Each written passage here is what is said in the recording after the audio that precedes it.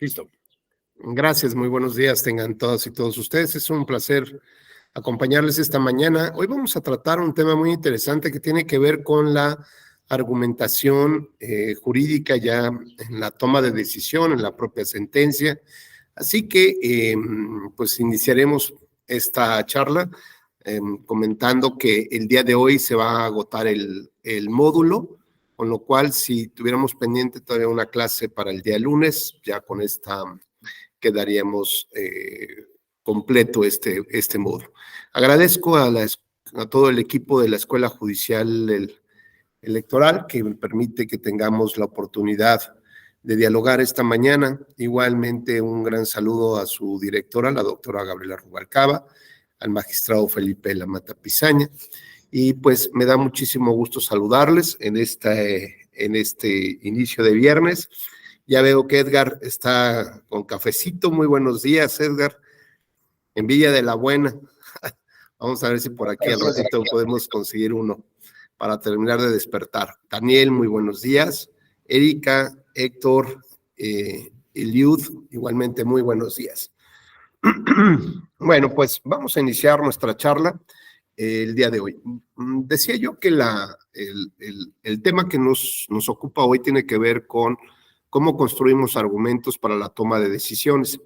Y para ello, pues me gustaría iniciar con una pequeña analogía para ir entendiendo más o menos sobre cuál es la estructura sobre la que tenemos que ir bordando. Si tomar una decisión, por ejemplo, fuera en materia judicial, pudiéramos más o menos adecuarla con esta idea de que podemos navegar por el océano para poder llegar de un lugar a otro, pues estoy casi seguro que todos tendríamos una serie de elementos a considerar. Y el primero de ellos tiene que ver con fijar cuál es el destino o el puerto de arribo.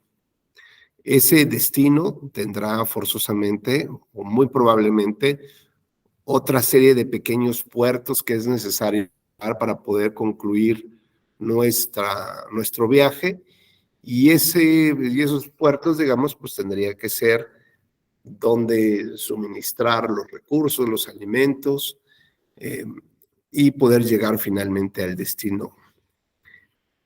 Es evidente que cada uno de estos puertos, requiere tener una torre con una especie de faro. Este haz de luz lo que va a intentar hacer es generar una directriz hacia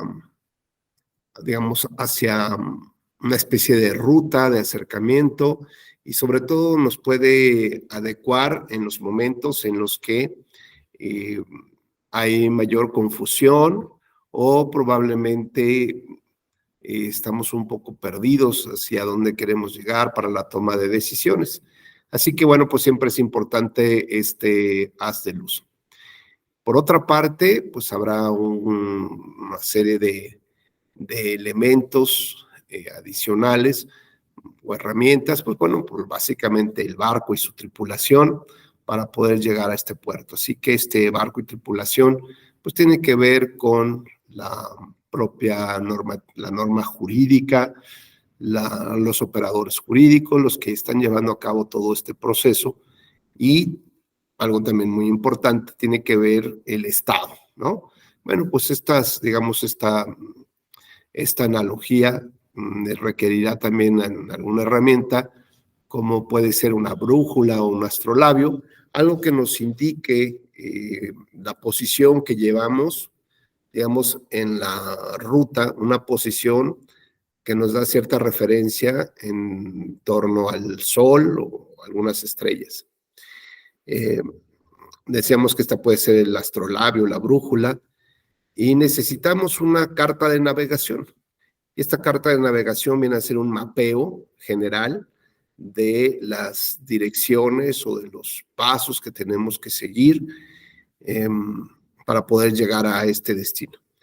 Y por supuesto que lo que tenemos enfrente es una aventura intrépida, que está relacionada pues con el océano y el clima. Entonces podemos encontrar vientos en contra, mareas complejas, es decir, digamos que dentro del proceso de toma de decisiones, pues justamente nos vamos a enfrentar a una serie de elementos, de obstáculos o de incluso de arenas movedizas para no saber, ¿no?, hacia dónde vamos.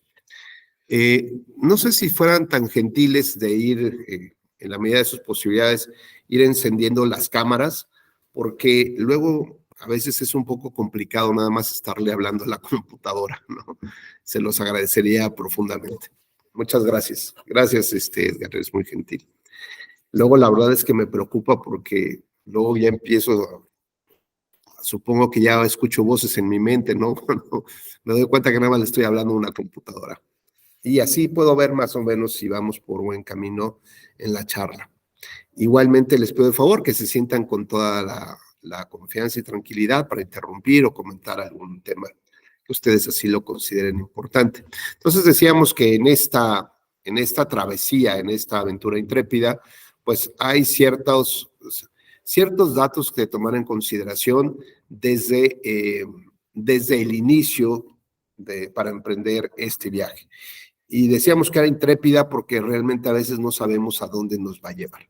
Con lo cual, pues esto de entrada vamos descartando aspectos que están relacionados con una especie de subjetividad, con las máximas de la experiencia, que a veces los juzgadores pues las tenemos muy clavadas y que en automático creemos o pensamos que hacia ese camino tendríamos que dirigirnos. Y hay que recordar que en muchas ocasiones las conclusiones a las que se arriba en una decisión, pues vienen apoyadas sobre los hechos y evidencias de las pruebas, ¿no? Evidencias probatorias. ¿Esto qué significa? Bueno, pues que lo que estamos demostrando ante un juez o lo que nos pretenden demostrar es un conjunto digamos, de pilares, ¿no? Así podríamos verlo, de pilares sobre los cuales se construye un puente. Cada pilar representa un hecho en la historia que viene probado o no, que viene apoyado por cierta evidencia, pero sobre esos pilares que se van acomodando en la historia se va construir una historia y el juez lo que tiene que tomar una decisión es una conclusión probatoria. Es decir, tiene que dotar de cierta credibilidad o fiabilidad justamente esta narrativa que se nos presenta. Y lo complejo es que pues el juez no es testigo de los hechos y por lo tanto tiene que resolver sobre las pruebas que se encuentran en un expediente. Así que verán que hay una gran complejidad para creer historias o no. Como en otras ocasiones he puesto este referente en el sentido de que en una pareja de chicos, ella le llama la atención a su novio y le dice que la próxima vez que llegue tarde van a terminar la relación. Así que bueno, pues el chico en la siguiente oportunidad importante vuelve a llegar tarde, 45 minutos tarde, y en cuanto la novia abre la puerta, él lo único que alcanza a enseñar es levantar las manos, que las tiene todas sucias, y dirigir un dedo hacia la parte baja del vehículo. Con lo cual, en este momento, pues la chica llega a una conclusión, ¿no? ¿Cuál sería, Daniel, en tu opinión? Pues que el carro tenía algunas averías, por eso, o cambió la llanta, ¿no? Es correcto. Ahora, como estamos viendo aquí, Daniel tiene una máxima de experiencia. ¿Qué significa esto? Que su contexto, ¿no? Estos hechos que están probados en el expediente, levantar manos sucias y señalar hacia la parte baja del vehículo, le provoca una serie de inferencias, que es correcto, Daniel. Es decir, nosotros lo que tenemos es un conjunto de vivencias mediante las cuales consideramos que se repiten ciertos patrones en la vida, pero lo que no te imaginaste es lo que apareció en el video de la casa de junto, del vecino, ¿no? Que es que llegó este muchacho, vio la hora, se agarró los cabellos, todo nervioso, tocó el timbre y escuchó unos gritos de fondo, casi gritos de ultratumba, ahí revueltos, enraizados con ladridos de perro. Entonces, lo único que alcanzó a hacer es voltear, tocar la llanta, ¿no? Ensuciarse las manos, y en ese mismo momento la chica abre la puerta y él se siente como sorprendido, como, ya me cachaste, ¿no? Pero la historia que construye esta chica tiene que ver también con estas máximas de la experiencia. Se ve que en alguna época de su vida, a lo mejor el papá o no sé, algún tío en el taxi, no lo sé, tuvieron una situación similar y eso le queda grabado, ¿no? Por lo tanto, casi todos podemos nosotros pensar en esta inferencia de un horario a la que llega el muchacho, de levantar las manos y tener manos sucias y señalar hacia una parte baja de un vehículo. Estamos construyendo una historia y esta historia es la que el juez tiene que creernos o no. Por lo tanto, no solamente se basa en demostrar hechos con pruebas, sino lo más importante es cómo ligas cada uno de estos hechos para llegar a una conclusión. La conclusión de entrada que nos dice Daniel, como pudo haber también pensado esta persona, o el ejercicio nos indica, es que hay un conjunto de razones que no necesariamente a veces son razones en derecho, que a veces son obedecen a una visión parcial de la historia, porque así es, digamos, ese corresponde a nuestro bagaje cultural, ¿no? Y en este bagaje cultural llegamos a una conclusión. Por lo tanto, en la historia, lo más chistoso es que la fiesta a la que iban a ir, la pareja, se trataba de la boda de la mejor amiga. Y esta niña se encuentra a sus papás y les dice que acaba de encontrar al hombre de su vida, ¿no? Y que se quiere casar a pesar de que tiene solamente 3 semanas de haberlo conocido. Y los papás le preguntan que por qué se casaría con él. Dijo, porque sabe cambiar llantas, ¿no? No me dejaría tirada. Y en esta época ninguno de los muchachos, de los novios, sabe cambiar llantas. Lo único que alcanzan a hacer es hablarle a sus papás o al del Uber para que les venga a hacer el trabajo, ¿no? Porque no tienen ni idea ni siquiera dónde está la llanta de refacción. Con lo cual, vemos ahora que el salto que se está dando en la conclusión probatoria es un salto olímpico, porque de suponer que cambió la llanta, ahora supone que es el hombre de su vida y ahora se quiere casar con él. Por lo tanto, mientras más lejanos se encuentren estos pilares que soportan historias, necesita uno construir mayores argumentos y los argumentos son comunicación.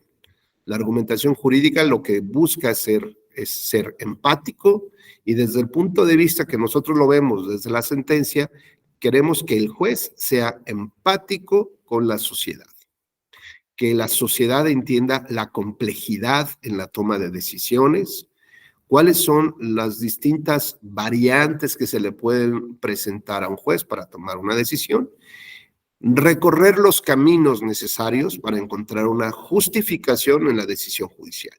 Entonces, ya vamos encontrando, digamos, 2 primeros puntos de anclaje. El primero es argumentación, implica comunicación, y lo que queremos ser es ser empáticos con la sociedad, ¿no? O que la sociedad sea empática con el juez para que entienda qué difícil es llegar a tomar una decisión. Y el segundo punto tiene que ver con esta organización previa para poder mapear, digamos, el conjunto de razones que tendríamos para que al final del trabajo podamos llegar a una conclusión. Con lo cual, la argumentación lo que nos está haciendo es corregir el pensamiento. Esto es tratar de hacer a un lado justamente estas primeras provocaciones de toma de decisión sin que necesariamente vengan apoyadas o ya sea por pruebas o vengan apoyadas por una historia creíble y fiable, con un pequeñísimo margen de error para que yo pueda tomar mis decisiones, sobre todo cuando estas decisiones implican la restricción de un derecho humano, su limitación o su relativización. Así que mientras más perjudique mi decisión, pues entonces tendré que construir mayores argumentos de mayor intensidad, generando buenas razones, explicando los posibles caminos de toma de decisiones y por qué al final decido por el camino C o D o el E, ¿no? Hasta aquí, Edgar, ¿vamos bien? Perfecto. Muy bien. Bueno, pues decíamos entonces que si esto lo podemos asemejar con una, digamos, con una aventura de un navío que quiere llegar a un puerto, ahora tenemos que entender primero que nada cuál es ese puerto, ¿no? Entonces, si tuviéramos una gran cartulina, pues digamos así, donde vamos a hacer nuestro mapa de navegación, pues lo primero es que tenemos que poner hacia dónde queremos ir, ¿no? Y esto, digamos, esta manera de construir el argumento, pues es algo que les apoya mucho justamente en la construcción de la decisión, en la corrección del pensamiento y en la búsqueda de razones en derecho. Así que, Miguel, pues tú ya eres, muy buenos días, ya eres reincidente en los cursos donde estoy. Conforme al artículo primero constitucional, ¿cuál debe de ser nuestro destino en todos los casos? Buenos días, doctor. Buenos días. Bueno, primeramente es el principio pro persona y también, bueno, en el artículo primero constitucional se establece la obligación de todas las autoridades de proteger, respetar y garantizar los derechos humanos, la obligación del Estado de investigar y de reparar las posibles violaciones a derechos humanos. Y en el caso en concreto, me parece que tendríamos que atender precisamente a lo primero, lo relativo a la norma, al principio pro homine. Muy bien. Muy bien, Miguel. Gracias. Gracias. Pues bueno, pues nuestro puerto de este destino tiene que ser derechos humanos, ¿no? Y lo que tenemos que hacer es identificar cuál es el conjunto de derechos humanos que se encuentran en juego en el caso que vamos a analizar. Entonces, por ejemplo, pudiera ser, Daniel, por ejemplo, imagínate el caso donde está una chica repartiendo unos panfletos en una manifestación electoral o de una campaña electoral, por ejemplo, y llega la policía, le quita los panfletos y la detiene y se la lleva con el juez o el Ministerio Público o el juez cívico. ¿Cuáles serían de entrada el conjunto de derechos humanos que estarían relacionados con este caso?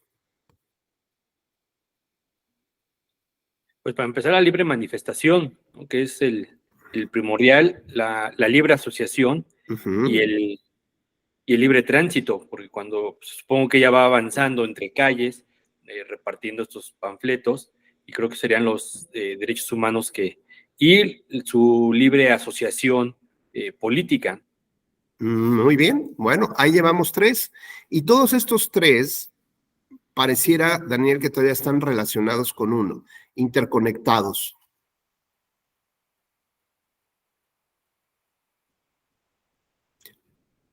¿Qué es, digamos, qué tipo de derecho? Sí, justo la libertad. O sea, este conjunto de libertades lo podemos ver de manera aislada, pero lo estamos viendo dentro de un contexto. Y ese contexto, decíamos que era una campaña electoral, podría ser, ¿no? Lo cual me lleva a pensar que hay otro derecho humano que está más allá todavía. Un destino todavía un poquito más lejos que estos. Que sería un estilo de vida y un estilo de gobierno, que está relacionado con los procesos electorales, si hablamos de la democracia. Es correcto, gracias, Eliud. La democracia y de la democracia representativa, ¿no? Entonces, fíjate, Daniel, lo que tenemos ya en esta primer reflexión de derechos humanos que se encuentran en juego, ya podemos tener un puerto final. El puerto final debe ser la democracia representativa. La pregunta primera, ¿es un derecho humano? Y lo vemos en las sentencias de la Corte Interamericana, en una reinterpretación que hace al artículo 23 de la Convención, donde se encuentran partes de los elementos de la democracia, como los principios del voto o finalidades de, digamos, de llevar a cabo este ejercicio, que es la transición del poder, la renovación del poder, y todo ello justamente para vivir o tener una vida de libertades, ¿no? Como bien explicabas hace un momento, la libertad de tránsito, la libertad de expresión, la libertad de reunión, etcétera. Entonces ya tenemos un puerto de destino que es la democracia representativa y sí la categorizamos con derecho humano, así que seguramente ahí le pondremos por qué es nuestro puerto de destino, en razón de qué, o sea, cuáles son estas razones que nosotros aportamos en, digamos, bajo un esquema de Stephen Toulmin. Después de encontrar las razones, pues vamos a tratar de ligar esas razones, ¿no? Ese conjunto de ideas que tenemos del por qué es un derecho humano, bueno, pues ya la ligamos con temas, normas jurídicas o criterios o jurisprudencias para corroborar justamente que estas primeras ideas que brotan de nuestra mente realmente tienen un soporte de razones en derecho y no solamente se refieren a estas como máximas de experiencia o este bagaje cultural que creemos que funciona así en el mundo, pero no necesariamente en el derecho. Entonces, a partir de ahí, tendríamos que, como bien nos señala Daniel, precisar cuáles son los puertos previos a llegar a la democracia representativa. Es decir, cuáles son los demás derechos o subderechos o libertades que se encuentran vinculadas para poder llegar a la democracia representativa. Bueno, pues digamos, aquí ya podemos fijar cuál es el puerto de destino, ¿no? Ya nos queda claro que ese debe ser, digamos, a donde nosotros queremos llegar. Ahora, el faro, ¿no? La torre con esta gran haz de luz que nos orienta un poco en la noche o en la niebla, va a ser justamente o parte de estas cartas de navegación, ¿no? Es decir, siempre recordar que tengo que llegar a ese punto en concreto. Ahora, ¿cuál es ese haz de luz, no? O sea, ¿cuáles son estos referentes que de manera natural tendría yo que recordar en cada momento cuando sienta que hay una especie de duda de hacia dónde me estoy yendo o hacia dónde hacia dónde se dirige mi estudio de la argumentación en la decisión? Entonces, recuerdo que en la propia Corte Interamericana ha dado algunas instrucciones de cómo debe estudiarse un caso cuando se trata de la posible violación a un derecho humano. Así que lo primero que me doy cuenta es que utiliza digamos, un primer principio, que es el debido proceso legal, que está previsto en el artículo 8 de la Convención. 2, un análisis de perspectiva. Y 3, me pone un estándar probatorio. Es decir, este haz de luz tiene que ver con la garantía judicial cuando yo voy a analizar un caso que está vinculado con la violación o restricción a un derecho humano. Recordamos los 3 elementos.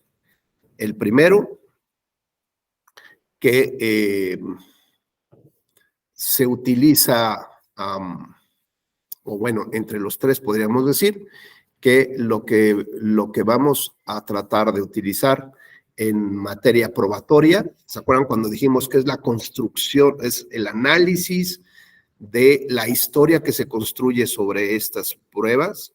Bueno, pues ese estándar probatorio se utiliza uno de tipo flexible, a diferencia, por ejemplo, del que se utiliza en materia sancionatoria o en materia penal, que debemos de tener prácticamente el pleno convencimiento, casi como si el juez hubiera sido testigo del asesinato, ¿no?, de la persona. Como evidentemente no estuvo en esa escena, pues entonces, digamos, si tenemos una tabla del 1 al 10, pues evidentemente el 10 es haber estado presente. Así que lo máximo que puede llegar un juez en grado de convicción es hasta el 9. Y esto significa que es un estándar probatorio alto o muy alto, porque entre el 9 y el 10, pues solamente hay un punto. o unas décimas, dependiendo del grado de fiabilidad que el juez le esté dando a esta historia donde se presenta a un sujeto como el culpable del asesinato. Con lo cual, esto implica que hay un pequeño margen o posible margen de error entre el 9.95 y el 10. Y esto nos lleva a entender que la distribución del error respecto de la duda razonable es que para los jueces, cuando usan este tipo de estándar alto, lo que quieren es que no haya inocentes en la cárcel, ¿no? Que solo los verdaderos culpables estén en la cárcel. Sin embargo, la Corte Interamericana utiliza un estándar flexible. ¿Alguien sabe por qué o cuál será la razón?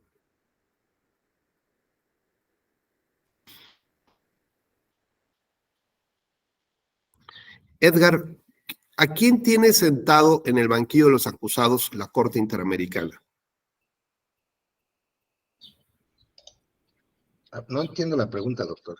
Sí, en un juicio o en un asunto contencioso que se lleva ante la Corte Interamericana de Derechos Humanos, ¿quién es el que se señala como el responsable de la violación de los derechos? El Estado. Es el Estado. Muy bien. Ahora, imagínate, Edgar, si al Estado le gustaría que le sentenciaran diciendo que es violador de derechos humanos. Parece que no está, ¿no? Bueno, lo cual implica que el Estado, ¿tú crees que haga cosas debajo de la mesa, así medio, para evitar que lo vayan a sancionar? Lo veo complicado. O sea, quizá trate de manera diplomática o política, vamos a llamarlo así, pero así como que le abro el cajón como Ministerio Público para que le ponga ahí algo, lo dudo bastante. No, pero por ejemplo, digamos, si en los hechos a quienes se le atribuyen las violaciones son a los militares, por ejemplo, ¿tú crees que el Estado va a decir, sí, vengan a ver aquí cómo trabajamos y les voy a dar todos los correos electrónicos y, ¿no? Y cómo operamos? Pues no.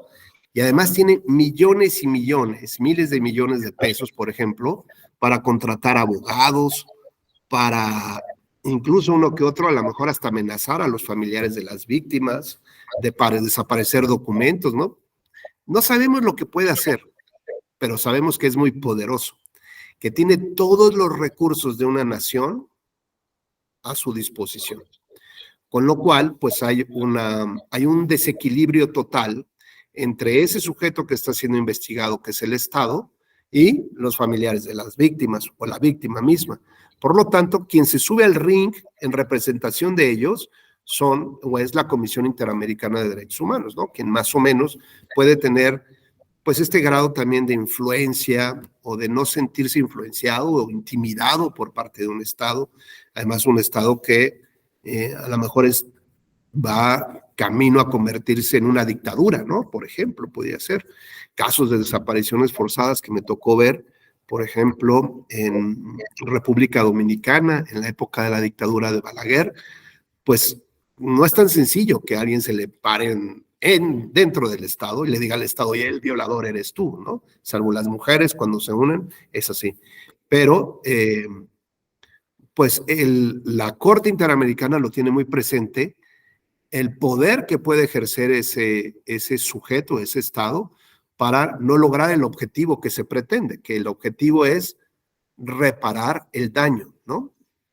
Porque lo que estamos haciendo es analizar la violación a un derecho humano.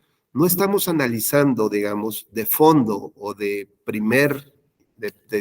digamos, nuestro puerto de destino, no es cómo debería de funcionar la justicia penal internacional, por ejemplo, o en un sistema de responsabilidades internacionales. No, ahí no está nuestra mirada.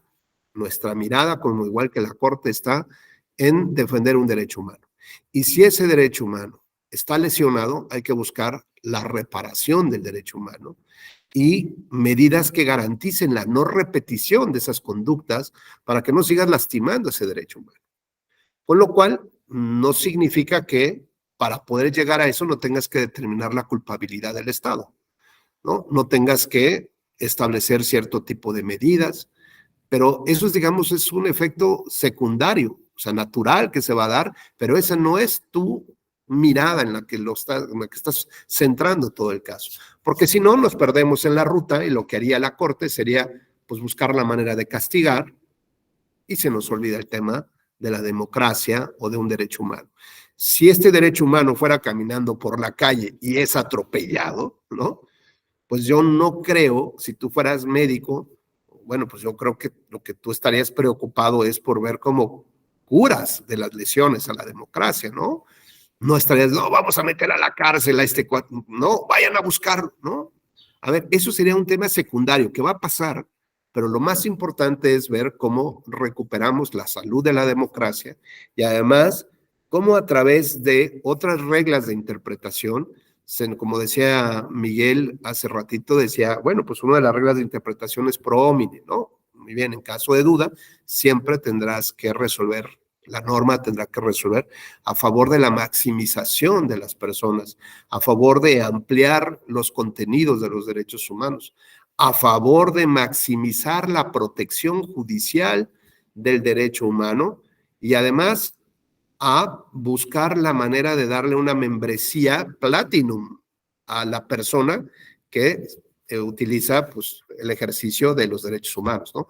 Digamos que todos tenemos la básica y como buena tarjeta ¿no? de Palacio de Liverpool o de lo que esté en bancaria, pues buscarán siempre darle a sus clientes mayores beneficios, ¿no? Pues un poco va en esta idea que la progresividad tiene que buscar mayores beneficios, subir un siguiente nivel, ¿no? Un ascenso de categoría, tal como lo dice el artículo primero, pero en el ejercicio y respeto de los derechos humanos. Luego, entonces, lo que entendemos, por ejemplo, y ahorita con lo que nos comenta Edgar, es que la Corte tiene muy claro el poder que puede ejercer un Estado para que resulte condenado o no, o culpable o no, o responsable o no, de la violación de ciertos derechos humanos. Lo cual, si su intención fuera castigarlo, tendría que utilizar un estándar alto, ¿no? Porque así lo establece, por ejemplo, los principios del debido proceso legal en materia penal. Pero, entendiendo que lo que está de fondo es la protección de un derecho humano, entonces baja el estándar. En lugar de 9, utiliza un 7, un 6 o 5, y con eso puede garantizar cómo cuidar ese derecho humano, ¿no? Independientemente de la responsabilidad de que se le atribuye al Estado. Lo voy a plantear de otra manera. Tenemos el mismo caso del homicidio, Edgar, ¿no? Y como dijimos, el caso se centra en hechos, con pruebas que se tienen que acreditar, pero finalmente acuérdate que los hechos están probados en el caso, ¿no? ¿Qué está probado? Por ejemplo, pues que hay un cadáver, ¿no? Que el sujeto al que se le está culpando de la muerte de esa persona, lo encontraron recargado, ¿no? En el cuerpo de la víctima y todavía en la mano tenía un cuchillo, ¿no? Con el cual le dieron muerte a esa persona, con la sangre todavía de la víctima. Esos son los hechos. Ahora, lo que el juez tiene que resolver, ya dijimos, es cuál es la historia que se construye sobre esos hechos.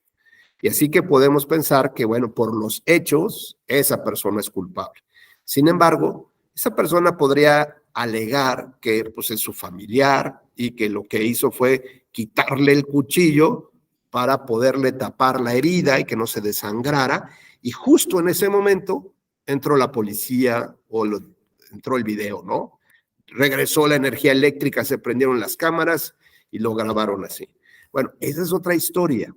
Y ahora el juez tiene que determinar a qué historia le va a creer más. Adelante, Erika. Buenos días.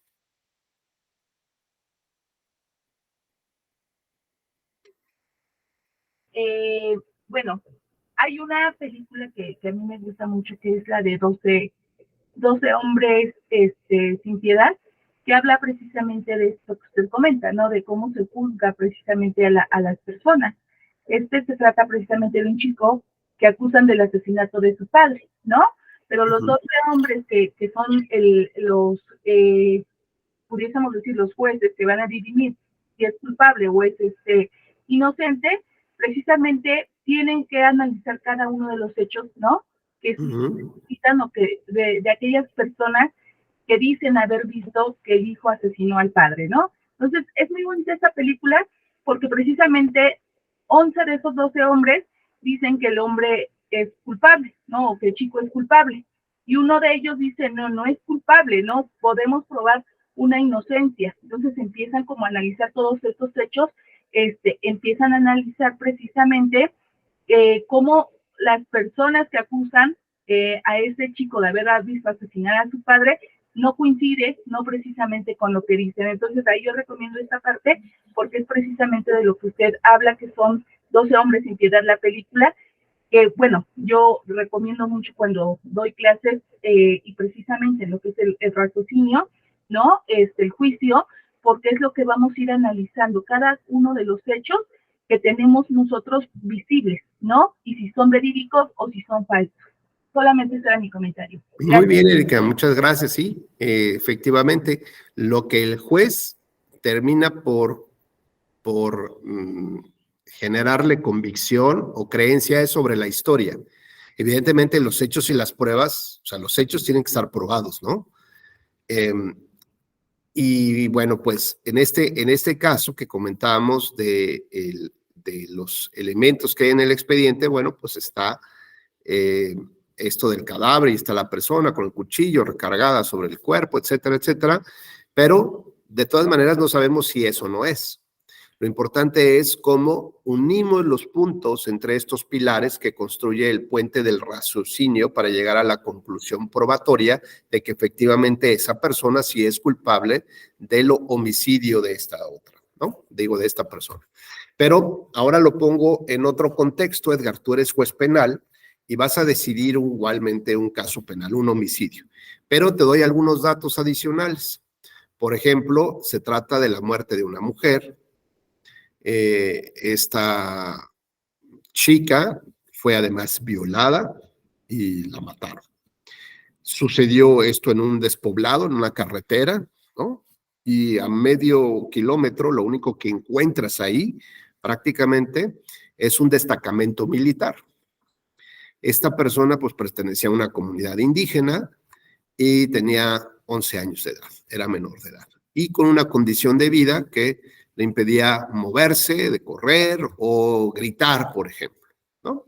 Pero no solamente eso, sino además era una persona migrante, y no solamente era migrante, sino era desplazada. ¿Por qué? Porque su comunidad estaba en guerra prácticamente, o la tenían en asedio, dos bandas criminales, ¿no? Entonces tuvieron que huir de su comunidad para no ser asesinados.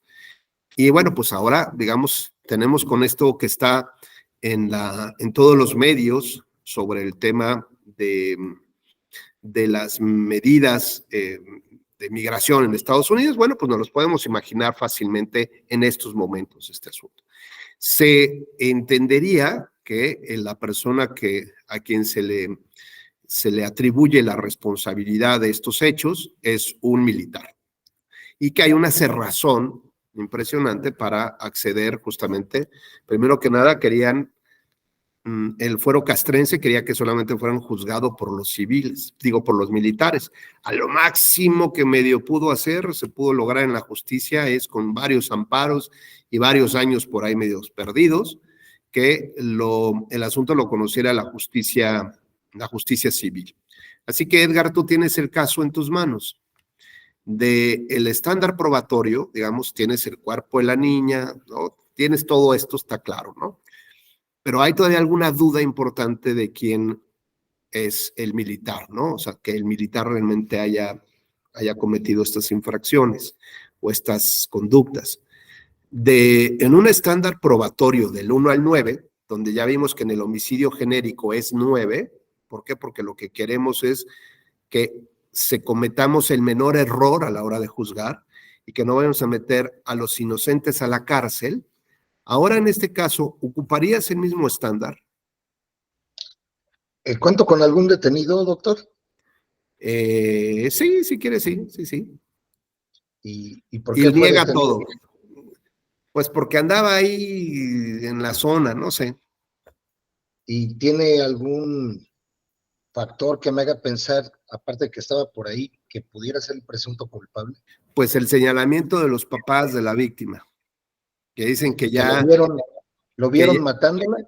No, pero que ya los había amenazado varias veces y que dijo que se iba a llevar a la niña y que, no, o sea, que hay como una especie de amenazas previas. Y que además se sabe, pero digamos como un secreto a voces de que pues es un violador el cuate, ¿no? O sea, que no es la primera vez que maltrata a niños particularmente, pero pues es como es, pues nadie le hace nada ni le dice nada, ¿no? O sea, ya tiene antecedentes. No penales, pero sí tiene en el pueblo, digamos. Sectores, ¿no? Híjole. Y él alega la presunción de inocencia, ¿no? Por supuesto. Dice, a ver, tráigame las pruebas. Sí, lo que pasa es que es complicado.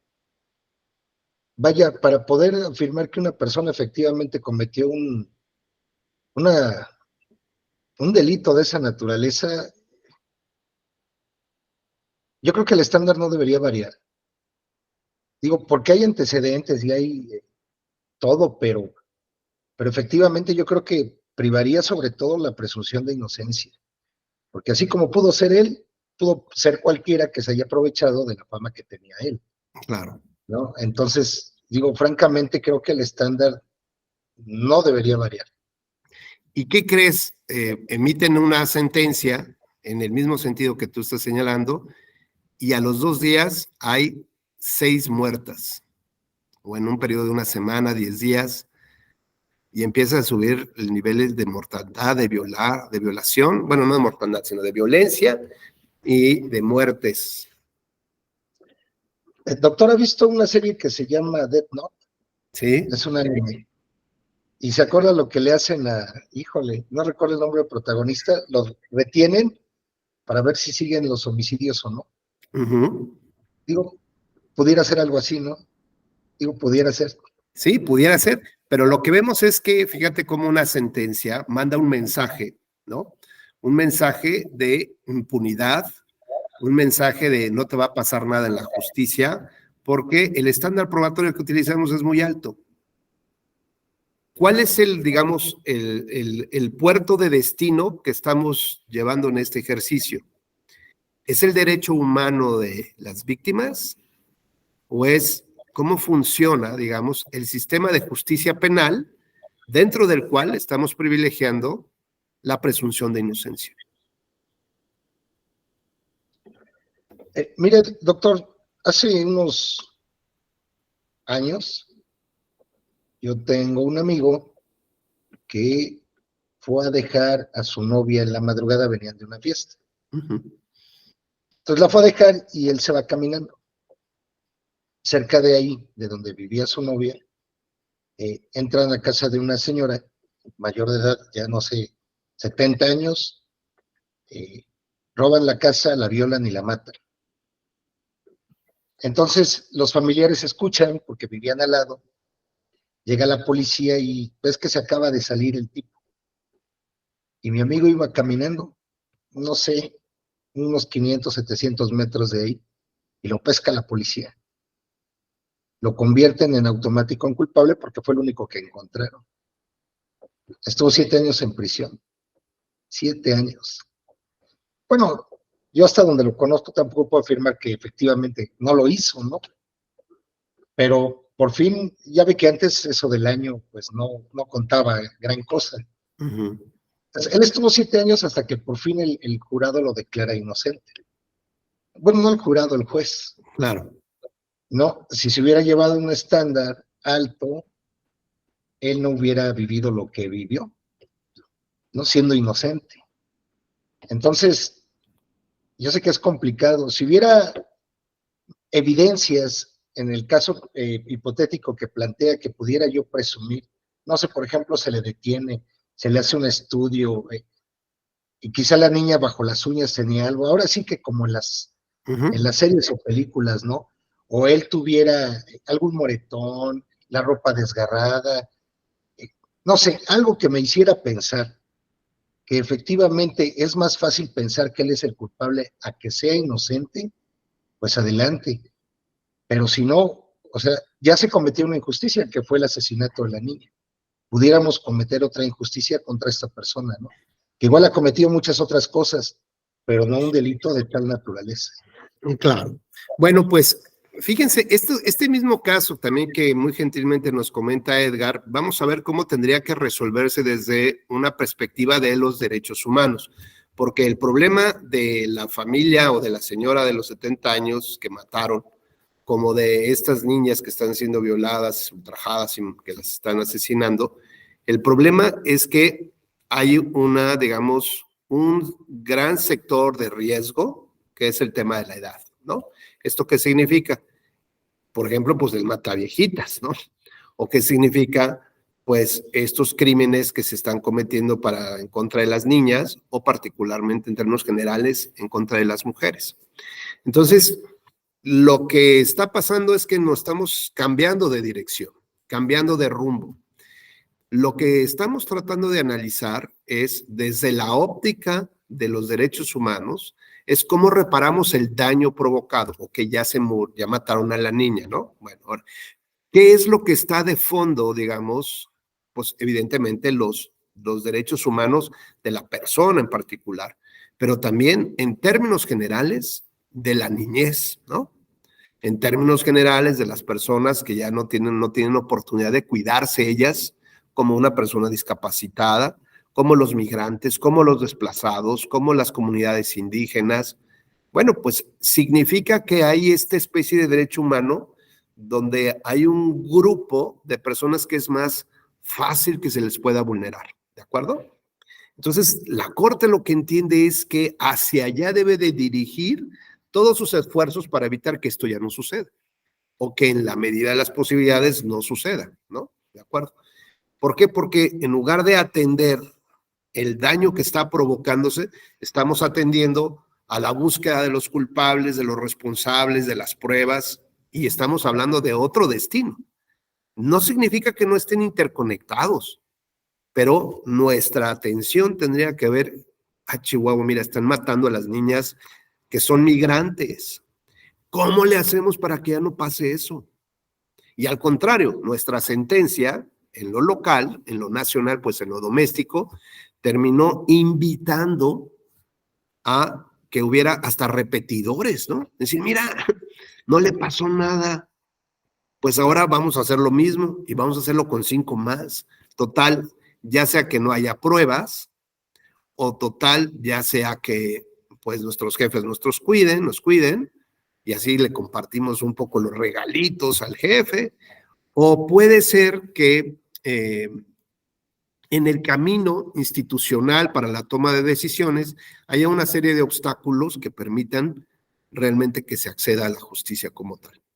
Bueno, pues esto entonces implica que hay posibilidades de invitar a que se cometan más feminicidios.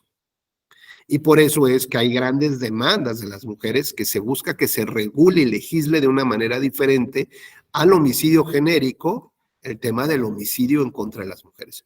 Porque ¿qué hay además de su vida y además de todo esto que hay de cualquier otra persona que hay de fondo, Edgar? Pues lo que hay de fondo es que las mujeres tienen el derecho a vivir una vida libre de violencia, ¿no? Que particularmente esta sociedad enfermiza está agrediendo a las mujeres solo por el hecho de ser mujeres. O a lo mejor siempre ha sido así, pero hoy nos estamos dando cuenta un poco más, ¿no? Somos más conscientes de la agresión que en el día a día, desde un micromachismo hasta una violación, se cometen en contra de las mujeres. Entonces, desde el punto de vista del derecho humano al que quiero llegar es, sí, la mujer tiene que ver, no debes de maltratarla, no debes de, pero en el fondo es que no puede estar temerosa y tener una vida condenada a la violencia solo por el hecho de ser mujer, por cómo se viste, por lo que tomó, si se emborrachó, con quién salió, ¿no? No puede ser ella la culpable de esa situación. Así que entonces mi enfoque es hacia el derecho humano. ¿Cómo lo voy a recuperar, proteger y fortalecer? Y medidas de no repetición para que esto no se siga cometiendo en la comunidad en contra de las mujeres. Por lo tanto, entonces, además de la Convención Americana, hay otra firma de tratados internacionales como el Protocolo Belém do Pará, que México también suscribe y que habla justamente de la protección internacional de las mujeres. Y eso implica garantías procesales. ¿Esto qué indica? Estándar probatorio flexible. Entonces, a ver, Rubén, barajéamela más despacio. ¿Cómo? ¿Y dónde está el principio de presunción de inocencia? Entonces vamos a ver, otra vez, hay que ver con unos lentes especiales el caso. Lo que yo voy a atender prioritariamente es, con un estándar, digamos, flexible, cómo se violó el derecho. Con un estándar probatorio más alto, quién es la persona culpable por la aplicación del principio de presunción de inocencia.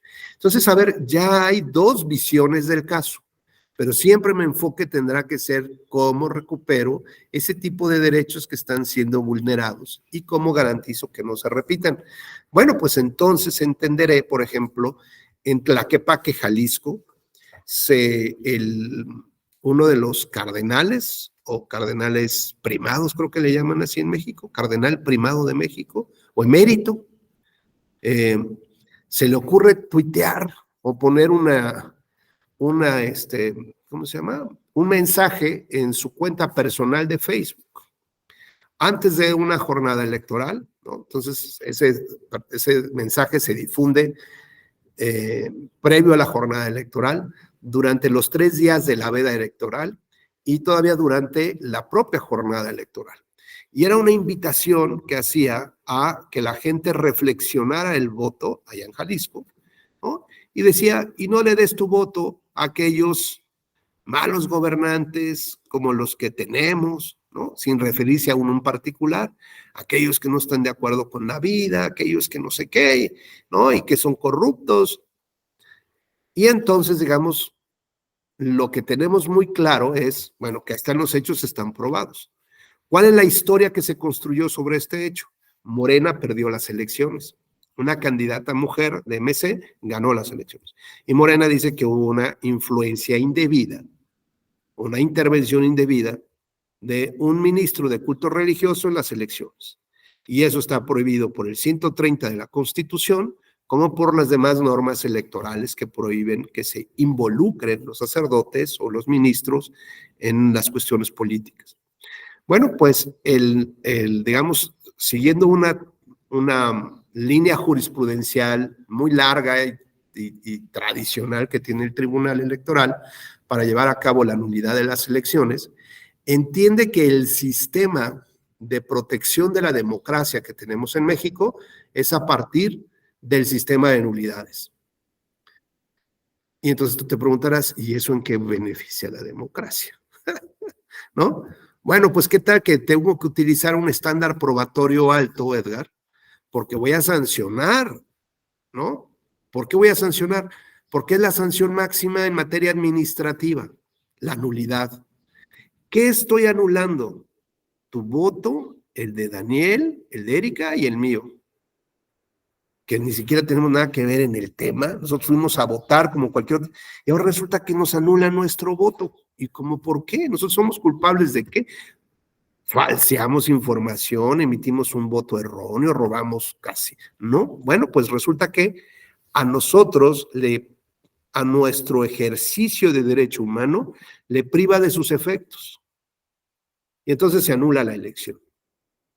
Bueno, entonces, ¿qué tenemos aquí? ¿Cuál es ese puerto de destino? El puerto de destino es cómo funciona un sistema de nulidades, porque es la sanción máxima. Y entonces, en ese sistema de nulidades, primero tengo que probar los hechos, como en cualquier procedimiento, ¿no? Segundo, utilizo un estándar probatorio muy alto para comprobar que esa historia es cierta. Y entonces, bueno, pues ahí empiezo a ver si hay realmente la utilización de un estándar probatorio alto. En tercer lugar, tengo que ver cómo se dañó la intensidad o profundidad del daño que sufrió la democracia. Y digo que, bueno, pues como el 130 es un principio explícito de la Constitución que desde allí prohíbe la participación de los ministros, pues entiendo que hay un daño directo a un principio constitucional, está muy claro. pero ¿con qué profundidad? Dice, bueno, eso va a ser otro análisis. Y ese otro análisis se llama la determinancia, ¿no? O el elemento determinante, lo cual implica tomar el caso y llevarlo a un laboratorio. Y en el laboratorio tener la capacidad de extraer el factor incorrecto, ¿no? Quitarlo y ver cómo funciona cómo hubiera funcionado en un escenario hipotético, eliminando justamente la influencia del sacerdote. Y si encuentro un resultado diferente al de la realidad, entonces digo, miren, sí, aquí hay una evidencia clara y objetiva que sí afectó. Pueden ser varias cosas. Pueden decir, miren, por ejemplo, el último censo que hubo en Jalisco, o en esa zona en Tlaquepaque particularmente, el 85% de la población se dijo que profesaba la religión católica.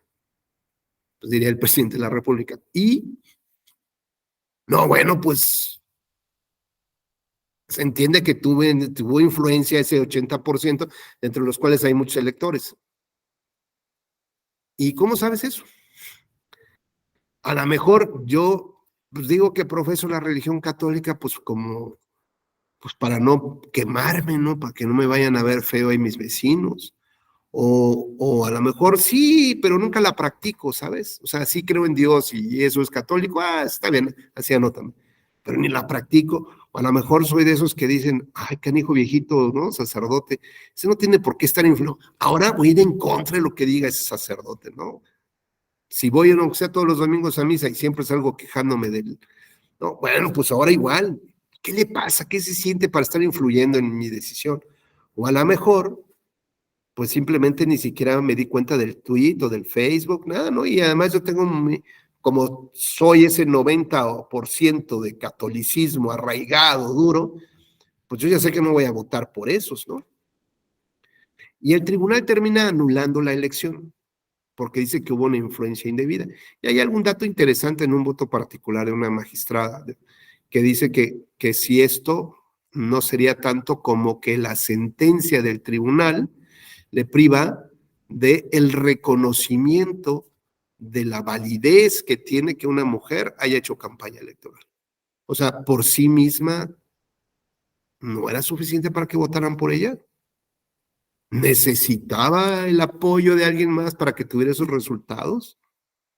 O sea, como que dice, pareciera que la sentencia demerita los esfuerzos que tiene una mujer para ser candidata. Porque igual si hubiera sido un hombre, bueno, ese es otro tema, ¿no? Pero no lo hace en el análisis, nada más lo señala en el voto particular. Debería de haber tomado también el caso, extraer el elemento mujer y a ver qué hubiera pasado si hubiera sido un hombre. Pues yo creo que de todas formas la sentencia hubiera salido igual, ¿no? No era un tema de mujer o de hombre, sino simplemente de prohibir que un sacerdote ingresara a la política o pudiera influir. Y se dijo que había un cierto grado, un alto grado de influencia moral sobre los feligreses.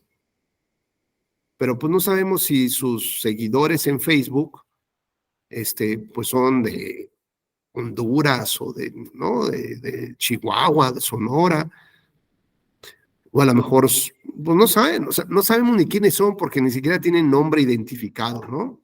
Soy el Botas 3.0. Pues, ¿quién es el Botas 3.0? ¿Tendrá credencial de elector? Y entonces, Edgar, lo que vemos aquí es que si hubiera utilizado un estándar probatorio alto, no podría demostrar que esa influencia o que ese mensaje generó un cambio en la voluntad o en la libertad de decidir, ¿no? O sea, puede dañar tu libertad. Entonces, a ver, espérame, ya hablamos de otra cosa. Ya no hablamos de que hizo un cambio en tu mente y que tú cambiaste tu voto. Parece que eso entonces es una conducta de riesgo, ¿sabes? Como si soltaras un toro en la plaza ahí, un león, bueno, pues a lo mejor no mató a nadie, pero existió una situación de alto riesgo y eso es lo que se sanciona. Entonces parece que lo que se quiso sancionar aquí es la posibilidad de un alto riesgo de influencia. Su participación fue indebida, estoy de acuerdo, pero lo que quiso castigarse es esa posibilidad de influir, porque no hay elementos objetivos para demostrarlo. Con lo cual, pues tú dirías, a ver, Rubén, en un estándar probatorio alto, no se hubiera anulado la elección, ¿no? ¿Por qué? Pues porque no hay ese último elemento que me demuestre que sí hubo un cambio real y evidente de influencia indebida. No hubo. ¿Qué hubiera pasado si en la misa de ese domingo, pues dicen, se les ocurre que no vayan a votar por... Bueno, pues es que habría que ver cuántas personas fueron. Y la sentencia dice, bueno, como la diferencia de votos es menor del 1.5%, creo que fue el 1.29%, pues como que se antoja, ¿no? Como que se antoja, pues que, pues, si se hace calor, pues se antojan unas heladas, ¿no? Si hay demasiada influencia, hay un gran número de gente que se reconoce católica y que va a ir a votar, pues, y un pequeño margen, pues se antoja como que, ¿no? Como que pudo haber, sí, se pudo haber influido, pero no hay elementos objetivos, todas son meras especulaciones e inferencias. ¿Qué hubiera pasado, Edgar, si no se hubiera anulado esa elección? Pues muy probablemente esas acciones se seguirían repitiendo. Es correcto. Y entonces el mensaje, además, que damos es, tú puedes intervenir, no hay ningún problema, no va a pasar nada porque hay un estándar probatorio alto o porque no tiene las pruebas o porque hay un problema institucional que no te permite llegar hasta la justicia, hasta ese puerto de destino, o porque hay un cambio de visión de la ruta. Y por lo tanto, bueno, pues ya tendríamos a todos los sacerdotes y a los ministros de la religión maradoniana, seguramente ya haciendo campaña, ¿no? Por ejemplo. Pero ese es un mensaje contundente de decir, aunque estoy utilizando lo tradicional, los pasos tradicionales de la jurisprudencia electoral para la anulación, en el fondo, a mí nadie me lo quita de la cabeza, en el fondo, lo que hace es tratar de decir, sí, o sea, cubro un poco la expectativa de lo que se pensaba de mi sentencia, pero en realidad lo que me quiero enfocar es en el derecho humano, que es la democracia representativa. Y termino veladamente utilizando un estándar probatorio flexible, porque además manda un mensaje muy claro para todos los ministros de culto religioso, ni se les ocurra, porque ya vieron que aquí se anulan las elecciones. Adelante, Edgar. ¿Hubo alguna sanción para el cardenal? Por parte del Tribunal Electoral, no, se le da vista a, no me acuerdo de esa parte, lo voy a checar, pero ordinariamente se le tendría que dar vista a la Secretaría de Gobernación para que tome las medidas conducentes. Y eso y nada es exactamente lo mismo, porque nunca pasa absolutamente nada, ¿no? Sí. Porque incluso también se puede jugar al revés, ¿no? O sea, me doy cuenta que tengo bastantes posibilidades de perder una elección y lanzo a alguien. Total, si la anulan, él no va a recibir un castigo. Fíjese, pues el año pasado se anuló la elección en el Estado de México de un municipio que se llama Atlautla, no sé si tenga conocimiento del caso. No. Violencia política de género, porque aparecieron ocho bardas pintadas. Digo, Atlautla también es un municipio pequeño, en esa elección tuvo 38 mesas directivas de casilla. Entonces, en la demarcación territorial aparecieron 8 bardas, sobajando a la candidata de un partido político por el hecho de ser mujer. Pero nadie sabe quién las pintó, o sea, nadie se deslindó también de la pinta, y gana otro partido político al que ella no pertenecía, y ellos se inconforman ante el Tribunal Electoral diciendo que esas bardas influyeron de alguna u otra manera en el resultado de la votación.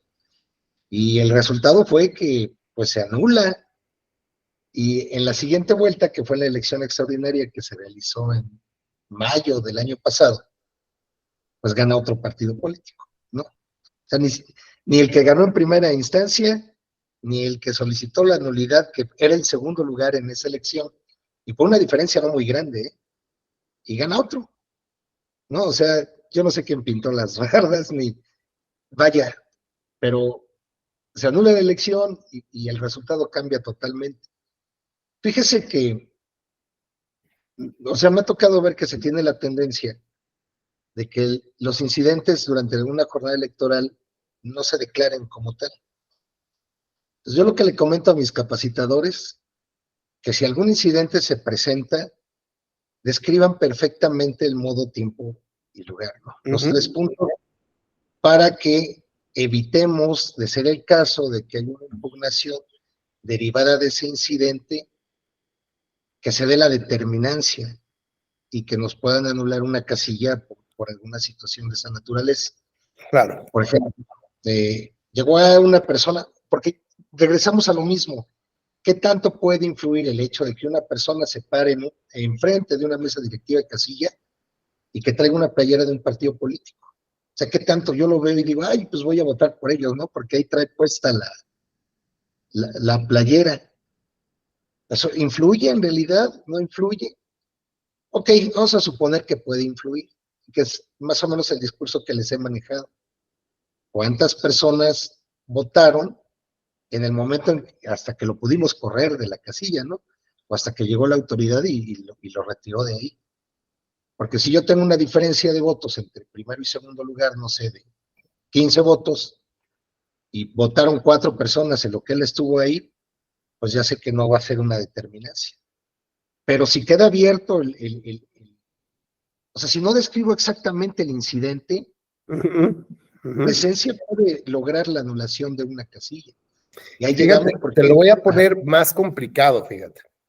Imagínate que está grabado que esa persona que tiene su playera, además se coloca fuera de la casilla, se ve que van saliendo 5 o 6 electores, porque ya se entraron a la casilla, y saca de sus ropas unos sobres amarillos que luego están de moda, y les empieza a repartir así la lana, afuera de la casilla. Fotos y video coinciden en el tema. Es más, se escucha cómo le gritan ahí, ¿no? Dicen, oye, tú les estás entregando dinero. Y le dice, sí, sí, le estoy entregando el dinero. Claro, ahí está la compra del voto, ¿no? O sea, con todas estas evidencias.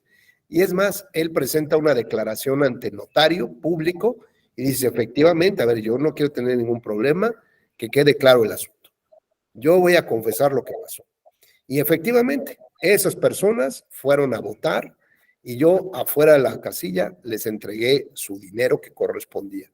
¿Por qué? Porque la semana pasada perdió mi equipo de fútbol y entonces hicimos una apuesta. Y en esa apuesta quedamos que, bueno, pues que el que perdía pagaba y entonces me toca pagar. Y yo les pregunté que si iban a ir a votar porque era más fácil que nos reuniéramos en un lugar. Y entonces nos quedamos de que nos íbamos a ver afuera de la casilla. Son mis vecinos, son mis colegas de acá. Fíjate cómo son los mismos hechos, pero se construyen 2 historias diferentes. La narrativa de él y la del fraude. El problema es el juez, ¿cuál de estas 2 cree más, confía más que puede pasar? Como, digamos, como tú bien señalas, ¿qué tanto pudo haber afectado tantos votos o tantas personas? Además, pues a lo mejor ni siquiera lo vieron, ¿no? O sea, pues, hicieron más escándalo cuando lo sacaron de la casilla, lo expulsaron, ¿no? Que en realidad si lo hubieran dejado pasar y venir, pues mira, trae su playera del PRI. Pero, ay, porque trae una playera del PRI o porque trae la playera del Real Madrid, ya voy a irle al Real Madrid o voy a cambiar de equipo. O sea, es altamente complicado, Edgar, en materia probatoria, llegar a ese punto. Entonces, con lo cual esto significa que los diques o las bases que son hechos con sus pruebas, pues mientras más cercanas estén una de otra, pues el paso es natural, ¿no? En la historia. Pero poder llegar a pensar que por tener una playera cambiaste la voluntad de los electores, pues es un salto olímpico, ¿sabes? y tendría que darse una construcción argumentativa muy fuerte, un análisis del contexto, para entonces medianamente creer que eso está pasando. ¿Qué significa eso, Edgar?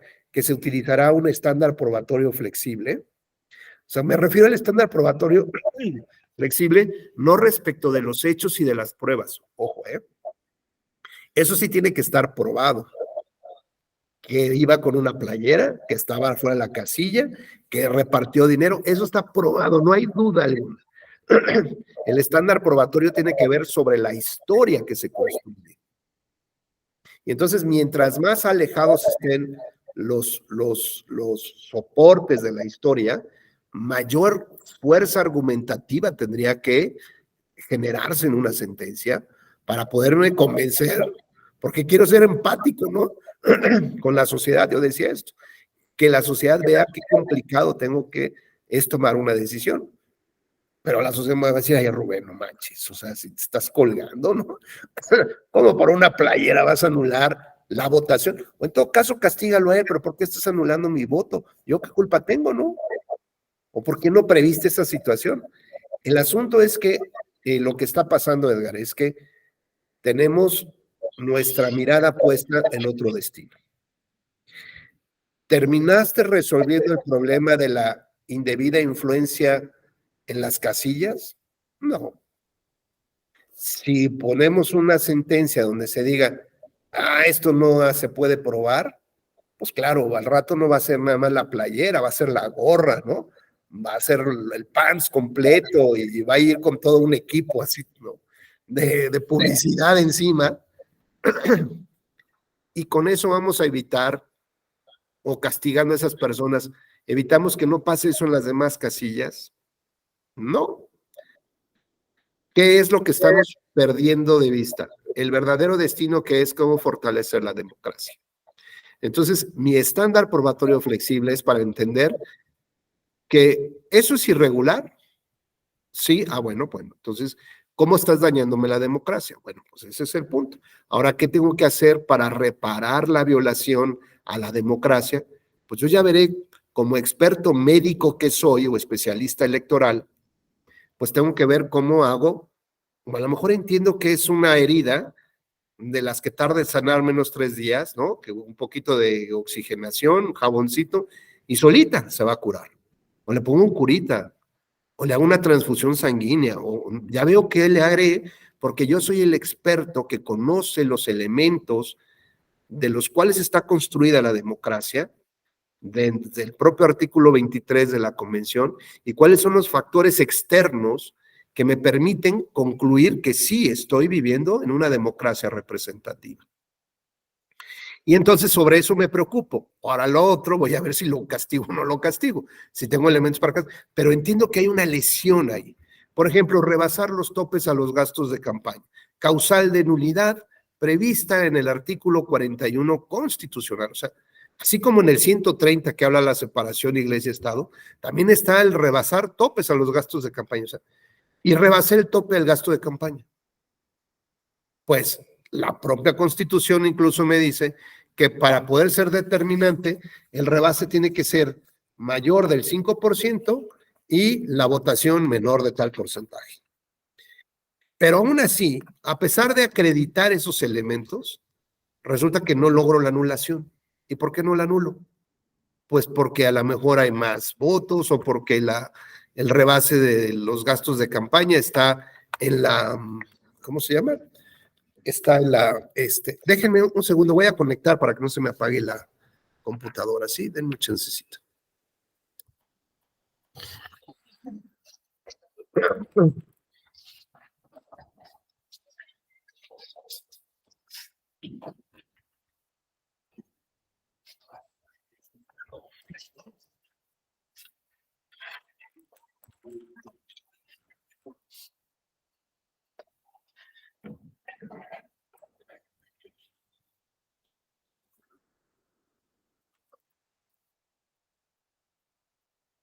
Gracias, listo.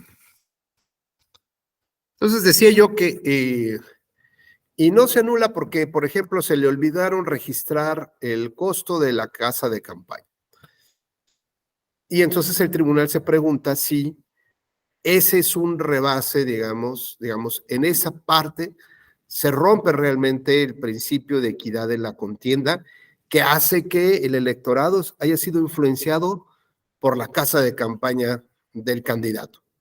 Pues el tribunal dijo, no, pues ahí no está el tema, ¿no? O es que no registró el uso de su camioneta ni la gasolina. Y entonces llegamos a un punto, digamos, de diferenciación en la justicia. ¿Por qué en el caso del clero, pues no pudimos demostrar en qué se afectó, ¿no? ¿Cómo se afectó? Y en el caso de la rebase de los topes de gastos de campaña, ahí sí somos más exigentes para decir, demuéstrame por qué se afectó la equidad en la contienda. Veamos que son dos temas que están igualmente reconocidas a nivel constitucional y hay una diferenciación en la justicia, en el criterio, porque todo depende del puerto al que queremos llegar.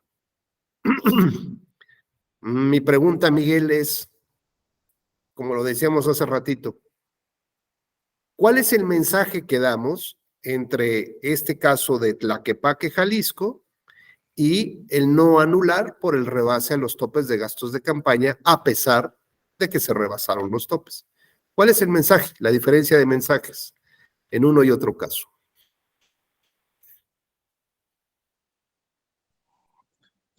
Gracias, doctor. Bueno, me parece, coincido de manera general con lo que se ha comentado en el sentido de que de no sancionar la conducta, se pudiera estar incentivando para que la misma se cometa de manera posterior por otros actores políticos, recurriendo, pues bueno, en este caso a personas que profesan con el carácter de ministros o ministras de culto religioso, y pues para que les apoyen en difundir mensajes. Por otro lado, pues bueno, sí me parece que es relevante lo referente a la determinancia, ya que la sanción en sí, pues, consiste en la nulidad de una elección, y como en alguna ocasión lo comentaba la ex magistrada presidenta de Sala Superior, María del Carmen Alanís, la anulación de una elección es prácticamente como una pena de muerte, o es la pena máxima tratándose del voto, toda vez que se deja sin efectos precisamente la expresión de la voluntad de la ciudadanía expresada en las urnas. Gracias, doctor. Gracias, Miguel. Pues sí, justamente un poco aquí lo que nos va comentando Miguel es, a ver, el mensaje que yo doy cuando anulo la Tlaquepaque, es decir, ministros ni se metan porque aquí vamos a anular. Pero cuando yo permito, que es, ojo, que es un estándar probatorio desde mi opinión flexible, pero cuando aquí utilizo el estándar probatorio alto para el tema del rebase de los topes de gastos de campaña, lo que voy a hacer es un llamado e invitarlos a que sigan rebasando los topes. Porque ¿saben cuándo voy a aprobarlo? Nunca. ¿Cuándo voy a anular por ese tema? Pues prácticamente nunca, ¿no? Y por eso, ¿qué es lo que los partidos han hecho? Financiamientos paralelos. Está el caso de Pemex Gate, desviación de recursos del sindicato a una campaña presidencial. Está el caso Amigos de Fox, que es financiamiento paralelo sin cumplir obligaciones de transparencia y rendición de cuentas. Están los fideicomisos de Morena, están las tarjetas del Verde. Y así nos ponemos a ver la creatividad, porque todos lo que buscan es meter más dinero del que se reporta a las campañas. Y si no, falsear sus informes ante la unidad técnica de fiscalización. Reporta nada más, ¿sabes qué? Como dicen por ahí, espérate a que saquen los oficios de errores y omisiones y sobre eso tratamos de justificar. ¿Y esto qué significa?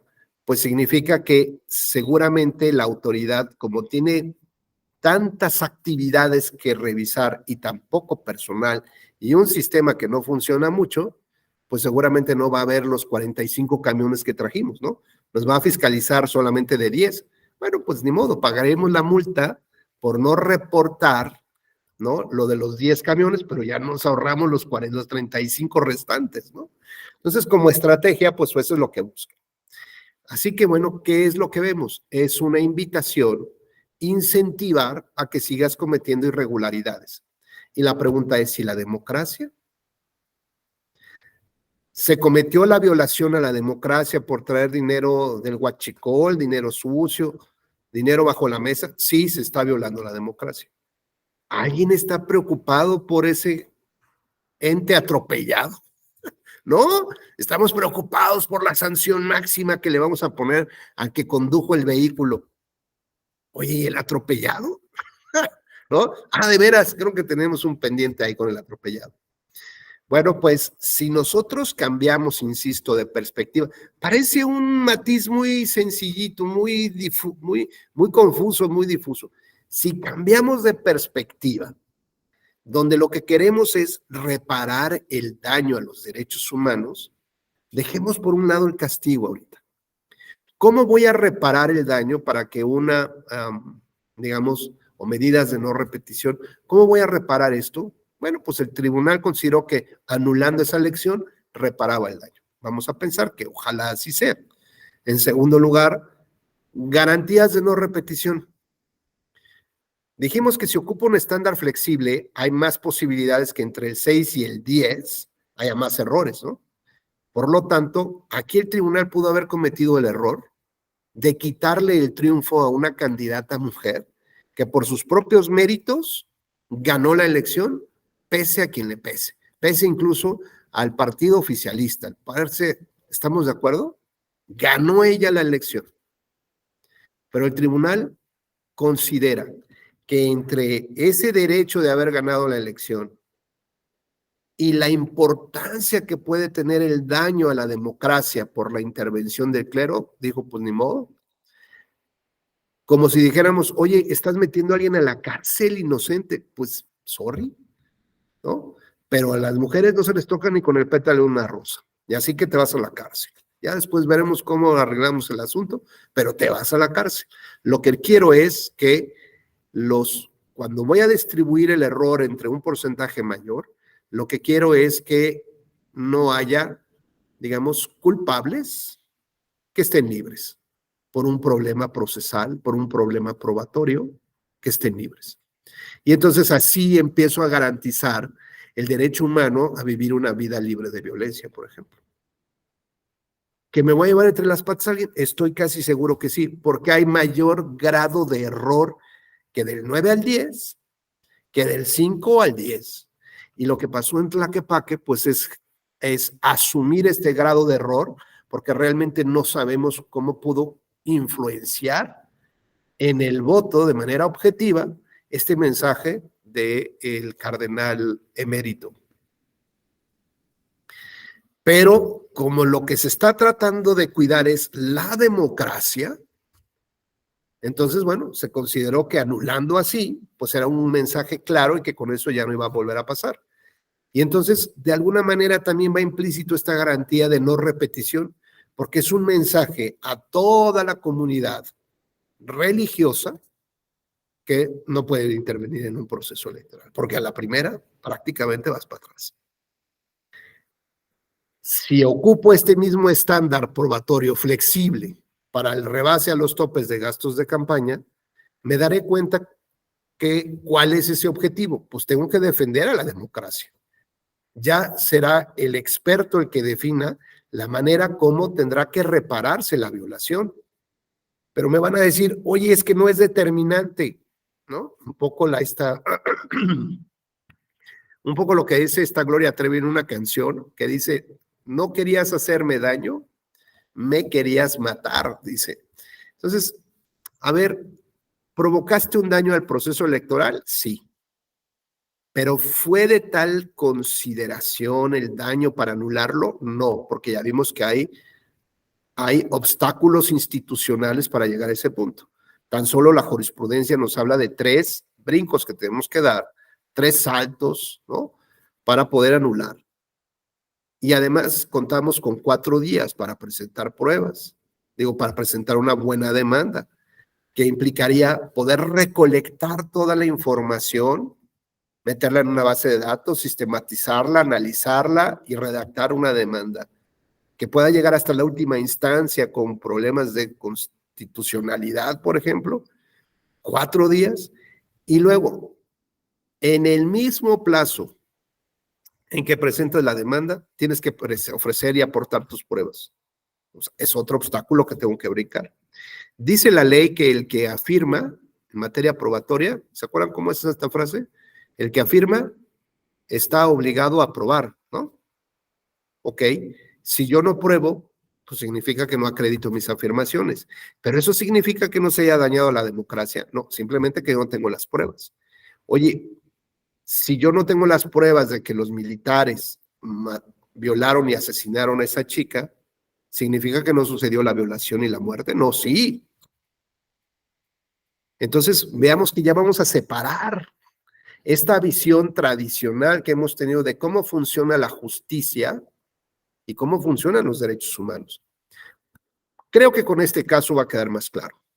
Si hay un servidor público que fuera investigado, denunciado ante la Fiscalía Anticorrupción, por ejemplo, ya lo destituyeron, ya renunció y sabe que hay una carpeta que se está investigando su actuación. Hay intervención de teléfonos, hay visitas a su casa, etcétera. Es decir, hay actos ya de molestia. Le presenta una solicitud al MP y le dice, oye, dame acceso a la investigación que llevas. Y el MP le va a decir, ¿por qué no?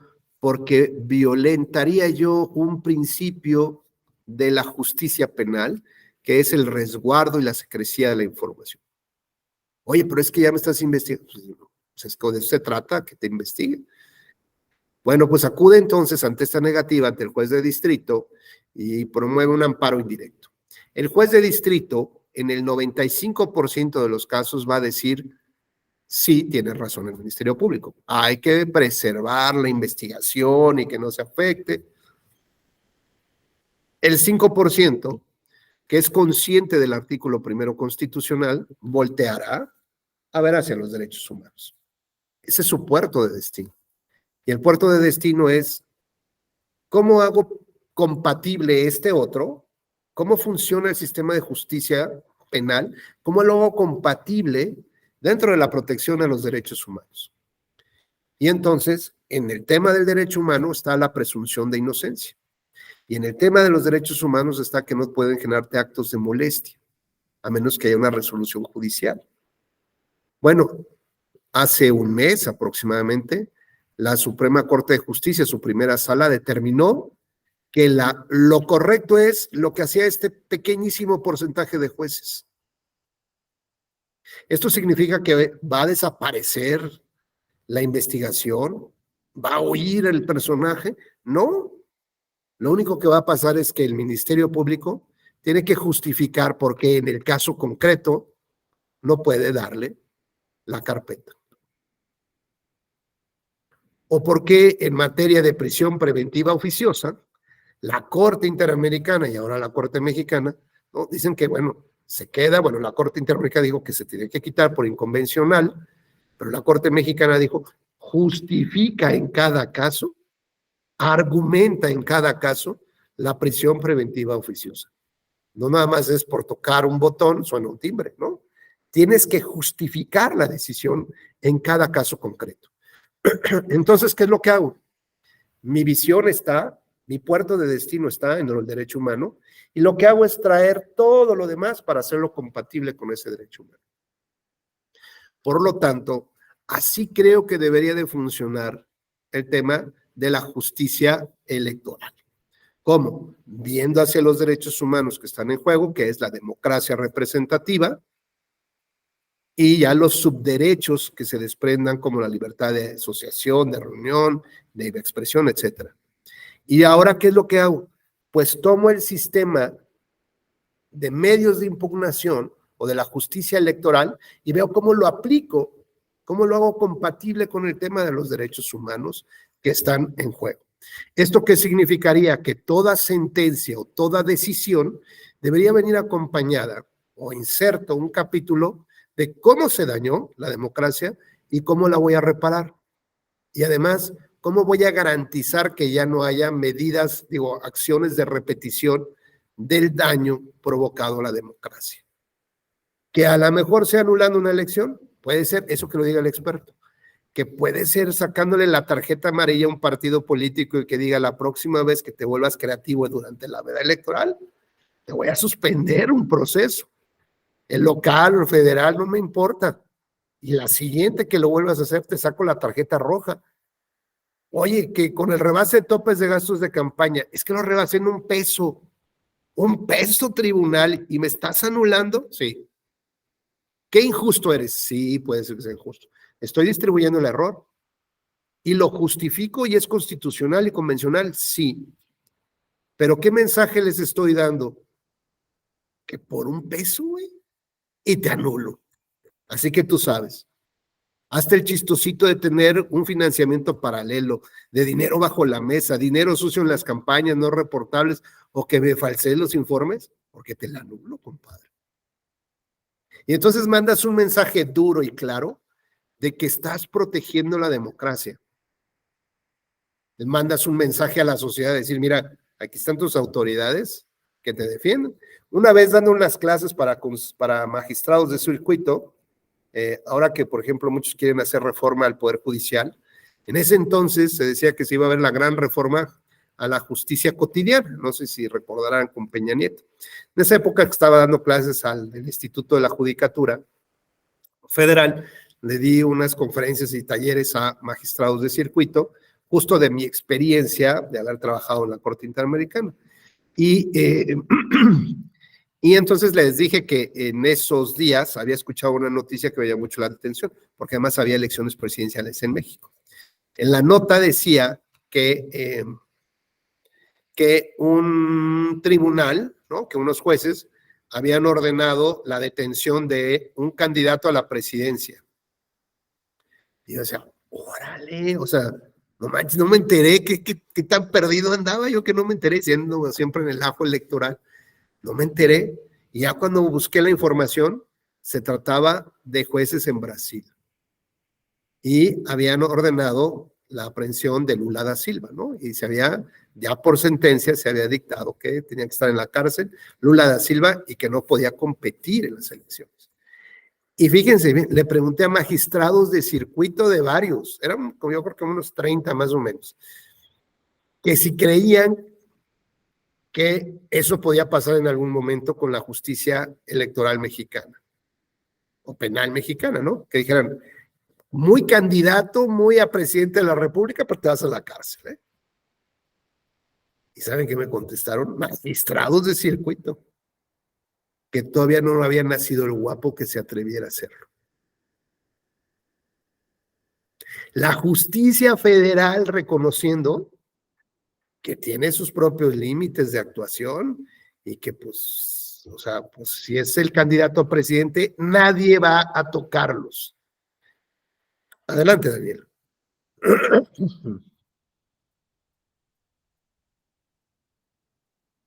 Sí, Daniel, te escuchamos. Sí, gracias. Bueno, ahí creo que los jueces de distrito siempre hemos tenido un problema con ellos. Siento que desdeñan un poco el tema electoral, pero de que tal vez en un candidato presidencial no ha ocurrido que se meta a la cárcel a alguien, pero sí para un tema de candidatos a gobernador. No sé si recuerden el tema de Quintana Roo con Greg Sánchez, candidato a gobernador allá en Quintana Roo, y en plena campaña lo meten a la cárcel y ya no pudo ser candidato, si no mal recuerdo, por el PRD, a la gubernatura. Entonces, él creo que fue, y él ha sido y ha marcado un un antes y un después en esa, digo, lo metieron por delincuencia organizada. Después resulta que el propio gobernador, pues saliendo, también lo meten por delincuencia organizada, ¿no? Entonces, pero él, sí, hay un juez del estado de Quintana Roo, o más bien un juez de distrito, sí le otorga la orden de aprehensión y ejecutan la orden de aprehensión. Entonces, creo que ahí con los jueces de distrito sí hemos batallado mucho por ese desdén o ese minorizar el tema electoral, que dicen, como bien lo dice Rubén, ¿en qué puede afectar en que se expida una credencial de elector con datos falsos? ¿No? Cuando vemos que una persona pues puede llegar a tener hasta 10 credenciales de elector, 10 movimientos de credenciales de elector, y nos encontramos en que con algunas otras personas pues que se dedican a fraude, a comprar carros de alta gama, casas, en fin, ¿no? Creo que sí ha habido ese antecedente, por eso digo la crítica al poder Judicial respecto a ese tipo de consideraciones. Gracias, Daniel. ¿O qué tal dar actas de nacimiento y credencial de elector a guatemaltecos para que vayan a votar a Chiapas, ¿no? Por ejemplo, e incluso, pues, hay esta parte de lo que es el turismo electoral, ¿no? Que van llevando a gente de un lugar a otro para que vayan y voten. Como podemos ver, entonces, hay irregularidades que se presentan en un proceso electoral, pero que no alcanzan la magnitud suficiente, ya sea por el criterio, sea por obstáculos institucionales, sea porque no se tiene acceso fácil a la prueba, o porque se ocupa un estándar probatorio muy alto que no logramos llegar a la nulidad. Pero el daño provocado a la democracia está ahí y es patente. La Corte Interamericana, en una de sus últimas resoluciones, consideró que en el panorama latinoamericano no veía, digamos, como movimientos sociales disruptivos del sistema, ¿no? Como revoluciones o guerras civiles, que eso no lo tenía en el panorama, pero dice que el mayor daño que está viendo ahorita, o sea, lo más preocupante es un daño paulatino, dice la erosión paulatina de la democracia representativa. Esto es, todos los días le pegamos, todos los días hay una afectación y no hay nadie que se ponga a ocuparse y preocuparse de cómo restaurar esas lesiones a la democracia. Y ojo, lo que otra regla nos da la Corte Interamericana es que la interpretación tiene que ser dirigida al fortalecimiento de la democracia. O sea, no nada más a que lo tengas con un respirador artificial, ¿no? No, lo necesitas ver ya corriendo, ¿no? Trotando, echando maratón, no así todavía con cables y todo esto. Así no queremos ver a la democracia. Sí que dice que todas las interpretaciones que hay que hacer tienen que ir en función de ese fortalecimiento, no simplemente para que sobreviva la democracia en estas elecciones, no, sino para que sea de tal manera fuerte que pueda aguantar pues otros golpes u otras cosas que de lo contrario no aguantaría, ¿no? Por ejemplo, nuestra democracia aguantaría que un candidato termine en la cárcel, no lo sé. Nuestra democracia aguantaría otra vez que un presidente, fíjense, ¿ven? Que un presidente de un país y que al mismo tiempo es candidato, dijera que hubo fraude en su contra. ¿Y qué pasó? Su libertad de expresión se disminuyó, le apagaron los reflectores en la radio, en la televisión y en las redes sociales a Donald Trump, siendo presidente de Estados Unidos y candidato al mismo tiempo. Cuando empezó a hablar del fraude y de las posibilidades de una insurrección ahí, de lo que después terminó siendo el asalto al Capitolio, le cancelaron de alguna manera su libertad de expresión. ¿En aras de qué? De proteger a la democracia. Entonces ya queda muy claro el mensaje. A ver, el estándar probatorio que ocupo acá es uno flexible, porque me estás dañando a la democracia. Tú, presidente, no puedes estar diciendo que hubo un fraude, ¿no? O tú, funcionario, no puedes estar haciendo campaña en favor de tus candidatos o en contra de tus candidatos. Tú, presidente de la República, no te puedes meter al proceso electoral. Ustedes no pueden andar en la pre-campaña, ¿no? Con espectaculares, con bardas, con globo. No pueden hacer eso. ¿Y por qué lo hacen? Porque las sentencias que hemos dictado se han ocupado de ver el diseño institucional de la justicia electoral, pero no desde el enfoque del daño a la democracia. Ahora páralos. Ahora diles que no pueden, que desde la mañanera no pueden, limítalos. Y además que los mexicanos somos bien creativos, siempre encontramos la manera de irnos por la lateral, ¿no? Cuando los carriles centrales están muy densos, buscamos la manera de encontrar el caminito. Bueno, si con la debida anticipación se hubieran tomado estas percepciones del derecho como lo ordena el artículo 1 constitucional, ojo, además no estoy inventando nada, eso lo dice el artículo 1. No solamente jueces y magistrados, todas las autoridades están obligadas a tener esta visión de esta carta de navegación. Y eso que solamente vimos con una partecita que tiene que ver con el estándar probatorio. La otra partecita tiene que ver con las banderitas de alerta, ¿no? Como en el caso que le puse al juez penal Edgar Gorostieta, que se trataba de una mujer indígena, menor de edad o migrante, desplazada. Bueno, pues tenemos que utilizar los protocolos para juzgar con perspectiva de género, perspectiva intercultural, perspectiva de migrantes, perspectiva de desplazados, perspectiva de edad, porque a lo mejor es una persona de 70 años, ¿no? Quiere ser también candidata.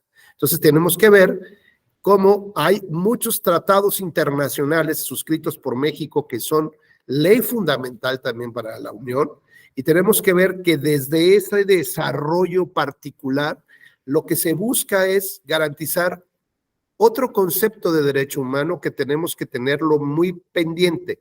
Son derechos humanos de tipo sociales, económicos y culturales. ¿Y eso qué significa? Que las características o el contexto de vida de las personas no sean una limitante para que puedan disfrutar de los demás derechos como nosotros lo hacemos, como el acceso a la justicia. Entonces, por ejemplo, si yo veo que es una mujer indígena, pues entonces además de que hay un protocolo para juzgar con perspectiva de género de mujer, también habrá un protocolo para entender cómo es el debido proceso legal para las comunidades indígenas, porque dadas sus condiciones económicas, culturales y sociales, no han tenido la preparación ni siquiera para contratar un abogado, para entender cómo funciona el tema electoral, las elecciones, y eso podría ser que impida presentar una demanda en tiempo y forma, que impida formular agravios adecuados, que impida ofrecer las pruebas adecuadas. Y entonces, porque eres indígena, ¿ya estás excluido de la justicia? No, lo que tengo que hacer es esforzarme más todavía para garantizar que esas condiciones económicas, sociales y culturales, que son derechos humanos, te permitan acceder a los otros derechos humanos en condiciones de igualdad a los demás, lo que implica una incorporación real y efectiva de tus propias condiciones para tratar de hacerlas igualitas a las nuestras. Entonces ya tengo que ver que otro de mis análisis en mi carta de navegación tiene que ver con no solo el estándar probatorio, análisis de perspectiva. Y el tercero, decíamos, el tercero está muy vinculado con que el efecto de la sentencia tiene que ser un efecto reparador. Por lo tanto, debo de incluir ese capítulo. Y eso que todavía no entramos al análisis del caso. Apenas estoy mapeando un poco por dónde voy a empezar a trabajar. Pero ya una vez que tengo todo este mapeo, lo único que voy a hacer, pues ya le voy a llenar, ¿no? Voy a llenar. Y entonces lo que voy a hacer es demostrarle a la sociedad cuál es el panorama que yo tengo de lo que debe de ser la justicia. Y entonces me van a decir, sí, Rubén, o sea, no estoy de acuerdo que no hayas castigado ese partido, o que no hayas anulado, que hayas anulado, porque diría la candidata mujer, oye, y ahora resulta que gracias al padrecito gané, ¿no? Pues estás loco, tribunal, ¿quién te manda a decir esas cosas? Bueno, pero entiendo que en el fondo, o sea, me perjudicaste, Rubén, me estás lastimando a mí, que yo gané la elección, pero entiendo que en el fondo lo que quieres es que no haya este tipo de intervenciones. O como dices, bueno, pues que no haya esta intervención dolosa, ¿no? Que dices, como ella va a anular el tribunal, pues voy a dedicarme a que los padres empiecen a hablar de las elecciones. Bueno, pues ya veremos si se quiere seguir dañando a la democracia desde ese punto de vista. Bueno, pues hay que protegerla todavía más. Pues como ven, esta charla de cómo se argumenta dentro de la sentencia, pues tiene que ver con cómo construimos la decisión judicial. Y sobre todo, lo más importante no son, bueno, sí es muy importante que se acrediten los hechos, ¿no? Pero lo más importante es cómo me genera a mí una convicción de la historia que están construyendo sobre esos hechos. Que efectivamente el muchacho cambió las llantas del coche y por eso llegó tarde. Y eso nunca apareció en la historia. Digo, nunca apareció en las pruebas, pero construimos una historia sobre eso, a tal grado que la muchacha se quería casar con él, porque decía que era el hombre de su vida, porque nunca la iba a dejar tirada, ¿no? Casi era hijo de Thor, ¿no? Dios del trueno. Bueno, pues ya ven, estos saltos ya son olímpicos, ¿no? Con un grado de dificultad 3.0 para poder llegar hasta allá. Bueno, si quieres llegar hasta allá en tu decisión judicial, pues evidentemente tienes que soportar con una gran argumentación jurídica del por qué estás llegando hasta ese punto para crear esta historia. Ahora, lo importante de todo, que este mapeo también tiene que ser previo a la decisión. No se trata de que con este mapeo voy a justificar mis opiniones personales o mi visión de la justicia, no, sino que la argumentación jurídica me va a ayudar a corregir las razones que tengo para el derecho o en el derecho para llegar a ese punto. Y cuando esto lo doy a conocer a la sociedad, cuando le aviso cuál es el estándar probatorio que se va a utilizar y las razones por las cuales, entonces ya mando una alerta, ¿no? Como alerta sísmica. Ahí tú sabes si no la respetas, ¿eh? Ahí tú sabes si no sales de tu casa, porque en una de esas se te puede pasar. Pues hasta aquí esta charla de este día.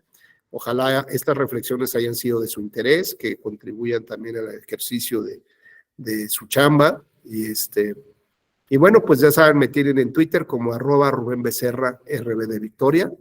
Lo reitero, es Rubén Becerra, @Rubén Becerra RB de Victoria.